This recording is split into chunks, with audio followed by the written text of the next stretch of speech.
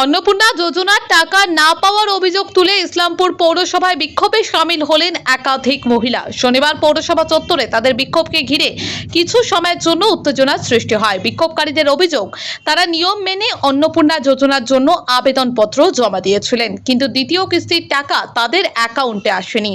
পরে জানতে পারেন অনেকের আবেদন রিজেক্ট দেখানো হয়েছে।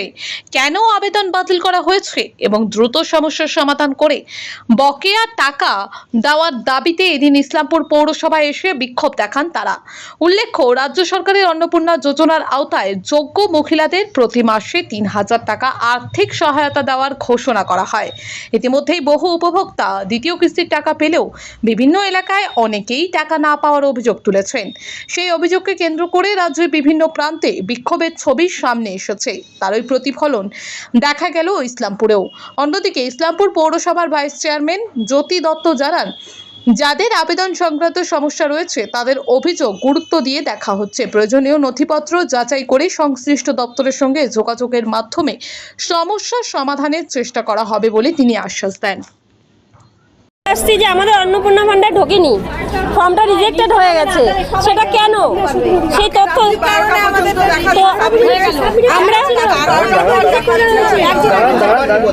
আমরা কেউ আগের মাসে পেয়েছি, কিন্তু এই মাসে পাচ্ছি না। সেটা আমাদেরকে বলতে হবে যে আমরা কি করব। আর হচ্ছে ওয়ার্ডে ওয়ার্ডে তো যাওয়ার কথা ছিল, এখন আপনারা কি চাইছেন?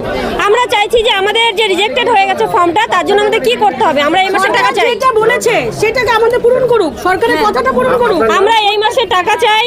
এই মহিলারা সবাই আমরা কেউ টাকা পাইনি, এই টাকা থেকে আমরা বঞ্চিত যাতে না হই, কারণ সরকার সবাইকে টাকা দিয়েছে, আমরাও চাই। কারণ এটাই হচ্ছে কথা, আমাদের ফর্ম কেন রিজেক্টেড হলো, কারণটা কি? আমি 7 নম্বর ওয়ার্ডে থাকি, আমার নাম কাকুলি রায়। সদস্য 16 নম্বর ওয়ার্ডের সদস্য বলছি, আমারও এরকম রিজেক্ট হয়ে গেছে, কিন্তু আমার বক্তব্য হচ্ছে যারা পাওয়ার যোগ্য নয় তারাও পেয়ে গেছে, কিন্তু আমরা যোগ্য কিনা সেটা যে ইনকোয়ারি করে সেটা বিচার করে তারপরেই ঢুকাক। আমরা কেন পাবো না, আমাদের রিজেক্টের কারণটা কি সেটা আমরা জানতে চাই। রিজেক্টের কারণ, আমরা যদি কোনো ভুল করে থাকি ফর্ম ফিল আপে সেটা আমাদের জানাক, আমরা সেটাই তো তারপরে তো সংশোধন করতে পারবো। কি কারণ কি, আমাদের ভুলটা কি, আমরা সেটাই জানতে চাই। আপনারা কি অফলাইন না অনলাইন? অনলাইন অফলাইন দুটোই করেছি। অনলাইন করেছি 10 তারিখে, অফলাইন করেছি 5 তারিখে, অথচ এখানে 23 তারিখে ভেরিফিকেশন হয়ে গেল। 23 তারিখে যেগুলো এখানে জমা করছে সেগুলো ভেরিফিকেশন হয়ে গেছে। তো আমরা কি দোষ করলাম? আমরা দোষ কি করলাম? আর এটা হয়েছে জয় স্যার যে টেবিলে বসে ওখান থেকে মুখ চিনে চিনে এগুলো করেছে। হ্যাঁ, মুখ চিনে চিনে এগুলো করেছে। এটা জয় স্যার যে টেবিলে বসে ওই টেবিলের থেকে এগুলো সব হয়েছে। পৌরসভা থেকে ভেরিফিকেশনে গিয়েছিল, কেউ জানি, কোনো ইনকোয়ারি যায়নি। ওটাই আমাদের প্রশ্ন যে ইনকোয়ারি যাবে, কে পাওয়ার যোগ্য কে পাওয়ার যোগ্য না তারপরেই দিবে, কিন্তু এরকম করে সেই বিচারটা না করে কেন দিয়ে দিল, এটাই আমাদের প্রশ্ন। আমার নাম চৈতালি সরকার, আমি 16 নম্বর ওয়ার্ডে, নেতাজি পল্লী 16 নম্বর ওয়ার্ড। দিন ধরে যাতায়াতি করে তাও আমরা পাচ্ছি না, যারা ভোট দেয় না তারা পেয়ে যাচ্ছে। এটা কি কারণে পাচ্ছে? আমরা এত রোদ্রুর মধ্যে আমরা আসছি যাচ্ছি, তাও আমাদের পাচ্ছি না কেন? আমাদেরকে দাবি চাই, কেন দিচ্ছে না? অন্নপূর্ণা যোজনা চাই, কিন্তু আমাদের দিচ্ছে না কেন? সবাইকে দিচ্ছে, আমরা কতবার আসছি, গতকাল আসছি, আমাদের হচ্ছে না, রিজেক্ট হয়ে যাচ্ছে কেন?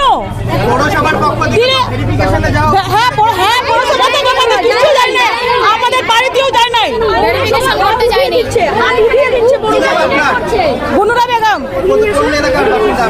ইসলামপুর ছৌসিয়া 8 নম্বর ওয়ার্ড। আমাদের বাড়িতে অন্নপূর্ণা ভান্ডার যোজনার জন্য সবাই অ্যাপ্লাই করছে। কিছু লোকের হয়ে আসছে টাকা, কিছু লোকের আসে নাই। ওরা হয়তো পুরো ব্যাপারটা জানে না, এই জন্য ওরা মিউনিসিপ্যালিটিতে খবর নিতে আসছে। তো আমাদের কাছে বললো, আমরা ওনাদেরকে বললাম যে ঠিক আছে আপনারা আসেন, আপনাদের ব্যাপারটা আমরা চেয়ারম্যানকে জানাইছি। চেয়ারম্যানে যা বলার বল, চেয়ারম্যান সাহেব আউট অফ স্টেশন আছে, উনি মিটিং আছে কলকাতায়।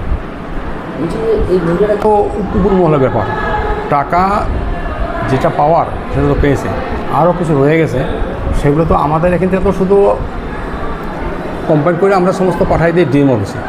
ডিএম ওখান থেকে পাঠাচ্ছে স্টেটে। কী হচ্ছে ব্যাপারটা ওনারাই বলতে পারবে, আমাদের কাছে কোনো ই নেই, কোনো নেই।